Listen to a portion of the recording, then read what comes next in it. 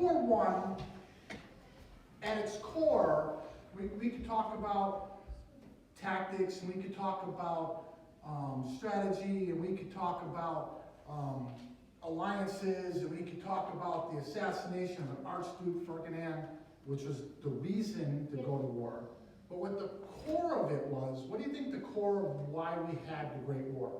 Because of tensions. Because of tensions? Because Austria-Hungary then attacked Serbia, which led Russia, and then France. But why? Why did Europe was so willing to go to war, thinking it'd be over by Christmas and yay, let's do this? Because of tension. You're right, tensions, but where were the tensions? In the Balkans. It was tensions between three cousins. The grandchildren of Queen Victoria. You know who Queen Victoria was? Okay, she was, until recently, the longest ruling monarch of any sovereign nation in history until her great-granddaughter surpassed her. Queen Elizabeth is now the longest ruling monarch. Her children became monarchs in different countries, and then ultimately her grandchildren became monarchs in different countries. So you have three first cousins, that being King George, he was the ruler of England.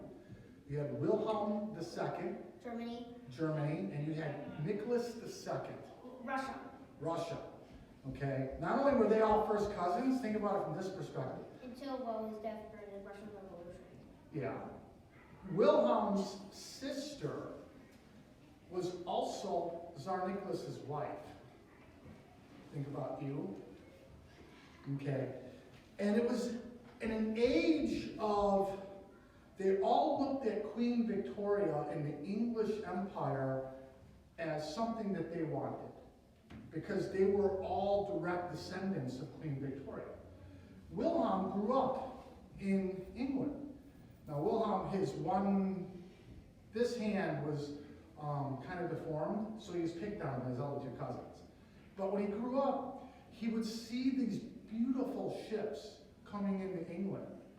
And he decided that when he became Kaiser, he wanted to have a navy that was a modern navy.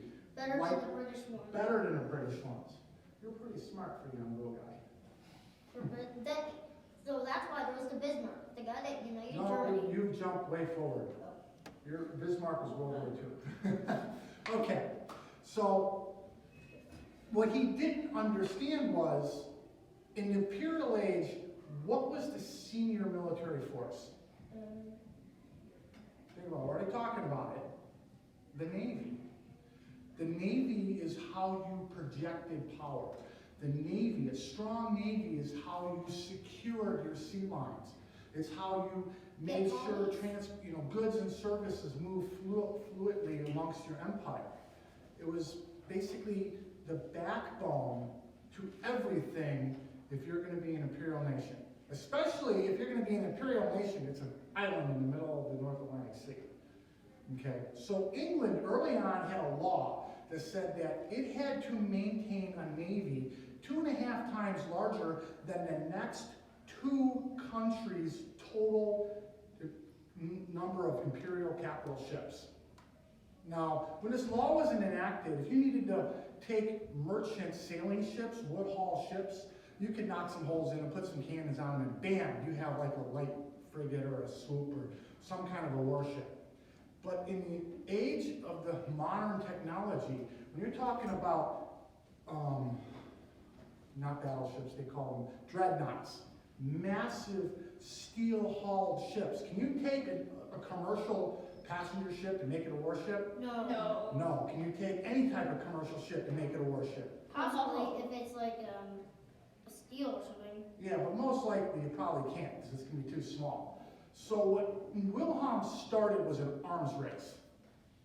So if Wilhelm was starting to build these modern ships, and England had to start building these modern ships, and you're also at a time that all of Europe, the boundaries of Europe, are landlocked. They've been locked for 100 years, so the only place to expand territory is outside of Europe. you have South Africa, you have Asia, the Pacific, you know, the And South nothing in America. So you're looking, and you start seeing heads butting down in South Africa between English and the Germans. The irony is, you know, Queen Victoria, you know, she really wasn't British. What? She was German. Matter of fact, you know why they changed the name to the Windsors? They took the family name of the castle. Because it's World War II. Nope, to de-emphasize the fact that they're all German. Exactly. Okay, so, and you think about it, Queen Victoria, who married her first husband, Albert, she was actually German royalty, and he was German royalty. So you have this, basically, a family feud on a large scale, all looking for an excuse to have a war, believing that the war was going to be quick, it was going to be painless, it was going to be over by Christmas. Now, why would you think it'd be over by Christmas? What do you think the example of that was? Think about over the seas to the United States. What happened earlier in the century? Colonization? The Spanish-American War. Okay, 1898. We decimated Spain in like less than 30 days. And like in Philippines. Spain ceded all of their territory to us in less than a month, and no longer was a superpower.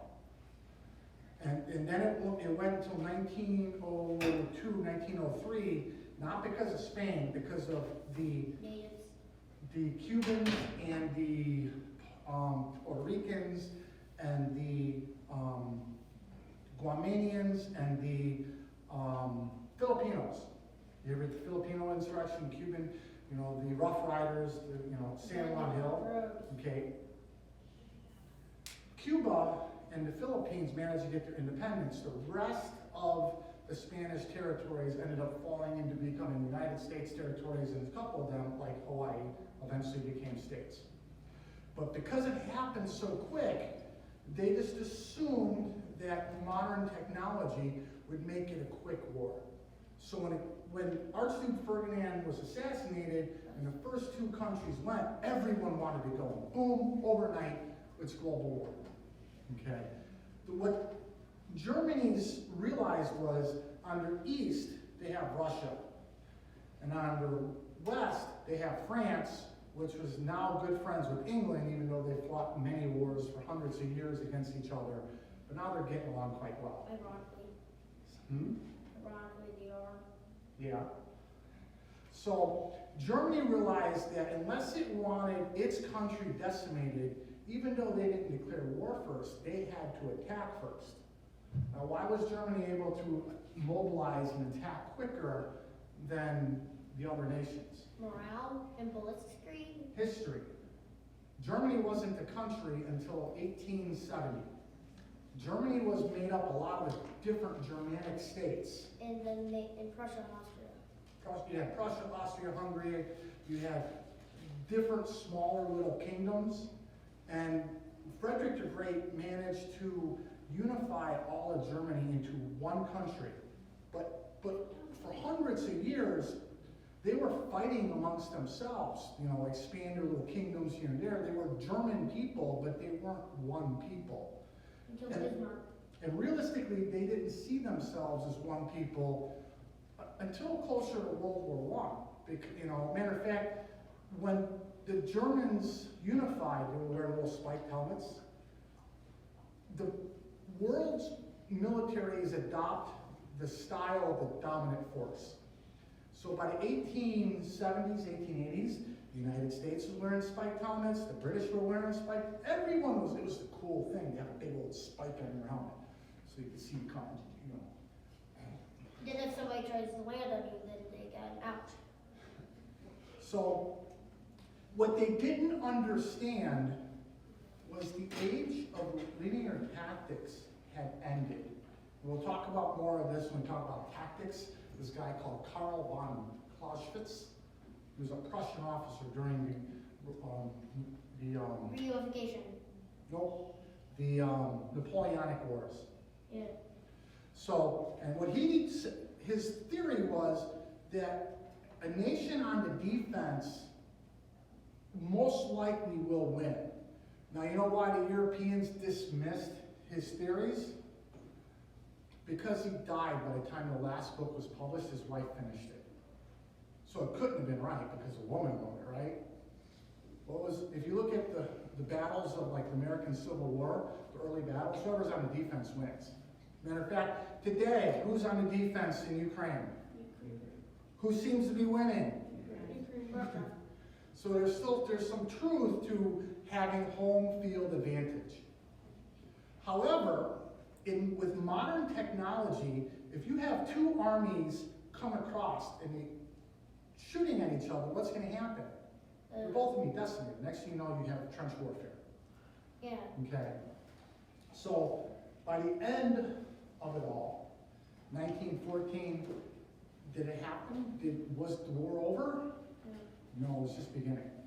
Within 4 years, those three cousins, one will be dead, one will no longer will lose his right to rule, and the other will see the beginning of the fall of his great empire.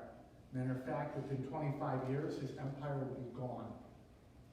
By 1947, the British Empire starts to break up with independence of India and Pakistan. Except for not Gibraltar. So, the artifact I brought you today is a simple little brass tin. Chocolate case.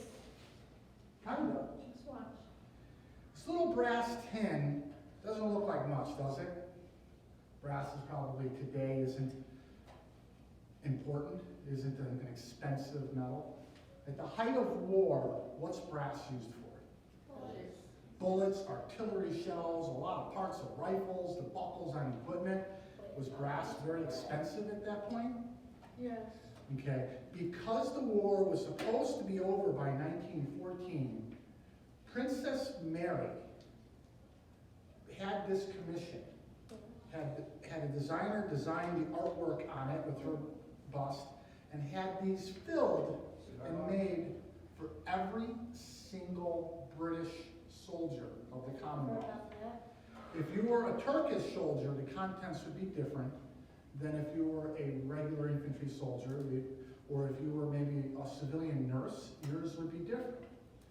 Okay, the reason I share it, because think about, when you're looking at it, how much money the monarchies had for her to commission this, have it mass produced in a metal that was more important for war purposes. So she's either getting artillery shells sent back to England to have these made, filled, and then sent back to France for every soldier to have one of these for Christmas. The reason I share that is because at that point in history, there was an extreme wealth gap. You had royal families and noblemen at the top. You had underneath that a small business class, and then everyone else below it. So, Serfs and peasants. so there was great wealth disparity. But yet, by the end of it all those rich people would pretty much lose all their wealth because of their under expectations of what modern war would bring. Okay, questions so far? No questions? Yes? Do you know what this says? Look at the letters on the bottom. On the bottom it says December 1914. Does it have a name? The MM is for Princess Mary. Mary's bust is on there. Some of the little logos are like artillery. There's a little tank. There's a little battleship. Oh, so it's probably on the motorized Mm-hmm. units. Yes. And I have another question. Is that like one of the real things? That's real. And that's why I asked if there's a name. Yes. What type of things would they have put in? Well, what do you think would be in there? Cigars, food, and maybe... Not cigars. They're too big. What's a smaller cigar? A cigarette. That's what I meant. Probably some chocolate, some... Gunpowder? No gunpowder. Remember, it was a That Christmas would make your chocolate or cigarette bad. Already is bad. You know, probably maybe some matches for your cigarettes. You know, little candies, little sweets. You know, nothing of great. The greatest value of that item It's the box. is the box, because everything that went in it would be very easy. You know, maybe some jerky. And to answer the question, when Carl brings something in, all of this stuff is authentic, just so you guys know. So you If it isn't, I'd let you know. I do have at the store, if you want, A a replica. replica of that box I could bring next week if you want to see, you know. An option. Huh? Is it an option?